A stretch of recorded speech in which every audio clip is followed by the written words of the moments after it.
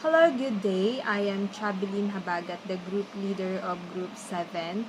So now we are down to our final documentation of business research. So to proceed, we are discussing about the introduction and the physical appearance of the store and also the process, the experience, as well as the conclusion and also the recommendation. And our title is The Effect of COVID-19 Pandemic to AA Rice Retailer in 12 Third, located in Villamor Air Base, Pasay City. Rice is the staple food for about 80% of Filipinos and is therefore a major item in the consumption basket of consumers. It is the single most important agricultural crop in the Philippines and is therefore a major source of income for millions of Filipino farmers. COVID-19 has a significant impact on rice, which is one of the agricultural crops most affected. Rice dealers have found it difficult to deliver their products to different regions since the government imposed severe limits from one region to another. As a result, the product shortage is also due to a lack of manpower in some rice enterprises and with only a few people to work. Effect of COVID-19 pandemic on the food supply chain and government should allow the mobility of workers and agri-food items. The government must consider measures for improving working conditions while safeguarding employee health and safety. To prevent the virus from spreading, the government must also examine the severity of the situation from province to province. Meanwhile, in the Philippines, all government agencies began to design a variety of policy decisions and preventive measures to secure the food supply and logistics in order to preserve its people from starvation. Therefore, we conduct a business research to a specific MSME, which is AAA Rice Retail in Pasay City, to be able to know the impact of COVID-19 pandemic to a rice retail. While conducting an interview, at the same time, we are observing the physical appearance of the store and everything in it. Basically, the appearance and setting of the store are very important in selling because they are the first things that the customers will gonna notice. If the setting and the physical appearance is attractive, then definitely the customers will encourage to stop over and decide to buy eventually. And a rice retailer, they have a good physical appearance. The signage is visible to the eye of the customers who are passing by the streets. The surroundings are clean and organized. They are in the perfect spot wherein many customers are passing by. Especially when going home, a rice retailer has two salespersons to assist the customers every day. They were very accommodating and they even building rapport to the customers.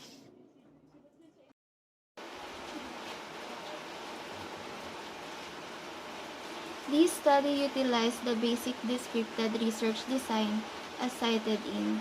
It described the rice retailer challenges experienced with the effect brought by COVID-19 pandemic to the rice retailing business. The respondents of the study were asked to answer the guided survey questionnaire. We conducted a face-to-face interview. We interviewed the two salesperson of the AA Rice Retail Store. We also conducted an online survey. The respondents were determined using the purposive sampling technique. Only 50 rice retailers participated in the survey around Pasay City. Considering that not all have an access to internet, the researchers were not able to invite respondents for every barangay in Pasay City. As a result, the researchers have chosen only one barangay and one store to ensure safety. The chosen barangay is Barangay 183 Villamor, Pasay City. The respondents were asked to describe the effect of the COVID-19 pandemic on the rice retailing business. They were given options such as greatly affected, moderately, slightly affected, and not affected at all. The pie graph reveals that 50% of the rice retailers consider themselves greatly affected by COVID-19 pandemic. Their different reasons were because of the scheduling of selecting a person allowed to go to the market, limited kilos per person to serve the whole barangay. In addition, 26% believed that they were moderately affected, with 20% were slightly affected. Only 4% of the respondents said that their business were not all affected by the pandemic. Lockdown, shutdowns, and other protection measures induced by the COVID-19 pandemic have disrupted the downstreams, which is rice retail and consumptions, segment of the rice value chain. This has affected the lives and livelihoods of almost Filipinos. Major drivers disrupting the rice value chain are restrictions on mobility, transport and trade, labor shortage, reduced access to agricultural services, limited access to input and output markets, constraints financial flow, declining income and food demand, and new government policies in place to tackle the emerging challenges. A resultant after effect the rural-urban disconnect thus find farmers unable to sell produce, leading to increased price differences between producers and consumers, decreased income and cash flows, and hamper businesses in the rice value chain. As COVID-19 impacts all segments of the rice retailer, a system approach is needed to mitigate the impacts of crisis. As COVID-19 impacts all segments of the rice retailer, a system approach is needed to mitigate the impacts of the crisis. A rice retailer fortunately survived in the midst of pandemic. The courage and perseverance has a big impact to their survival in this kind of crisis.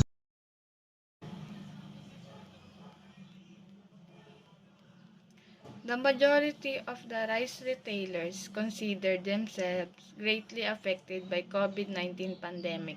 Their different reasons were due to the scheduling or selecting the person allowed to go to the market and limited kilos per person to serve the whole municipality. Most of them answered that their sales decreased by 50% during the time of COVID. Their financial challenges were on collection rental fees and on wages of workers.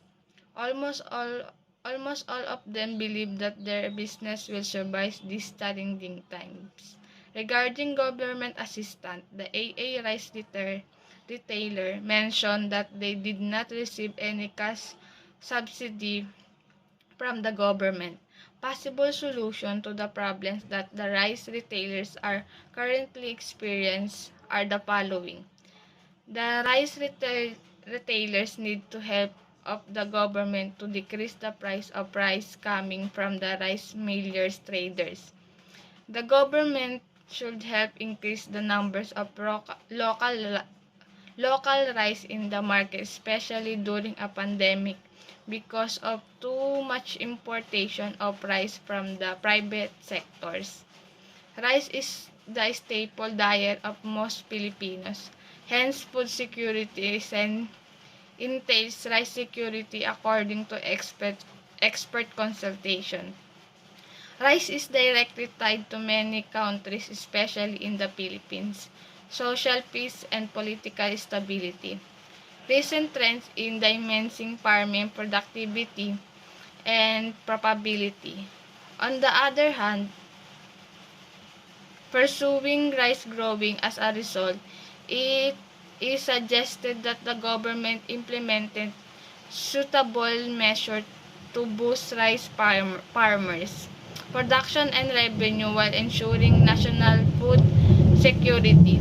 Consultation of consultation of already achieved genetic yield is widely considered as the most viable short-term method for achieving the minimum required production growth to rice and sustain the current level of rice sufficiency, especially in the midst of pandemic. Most of rice retailers did not able to receive a cash subsidy from the government to support their needs as well in terms of sustaining their business. AA rice retailers are one of those retailers who are not being subsidized by the government.